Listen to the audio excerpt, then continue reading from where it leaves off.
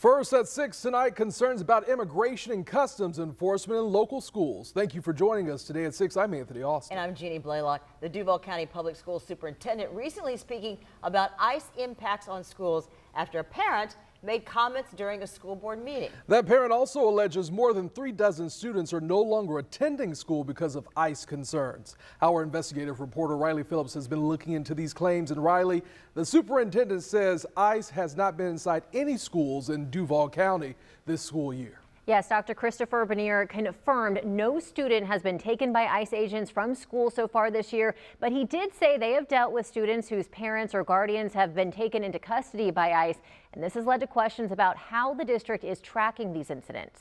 We do not want our kids afraid that they will never see their parents again if they go to school. Chris Kiernan sharing her concerns about the impact of immigration and customs enforcement during the latest Duval County School Board meeting. She says parents and their children are afraid of getting taken into ICE custody or ICE agents coming into schools, and she claims she knows of at least 40 students who are no longer attending classes because of this.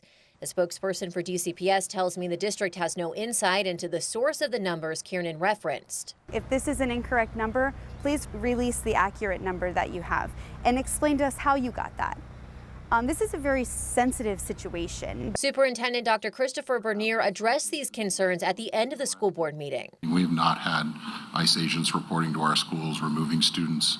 There have been some cases where families have been arrested outside of the school, like outside of school at their workplace, and we've had to work to find children the appropriate care and individuals from their emergency contact plan. We've had to do that a couple of times this year. Dr. Bernier went on to say they monitor withdrawal and attendance rates and they are not seeing what Kiernan is describing. However, Andrew Spar, president of the Florida Education Association, tells me this is something other school districts are experiencing across the state. We've heard it from other superintendents. The superintendent in Orlando, for example, has talked about the impact that the threat of ICE has had on student enrollment in Orange County schools. About half of the decline in student enrollment in Orange County are students who are from migrant families, and no one knows where they are. I asked DCPS how many times schools have needed to get in touch with emergency contacts because of situations with ICE.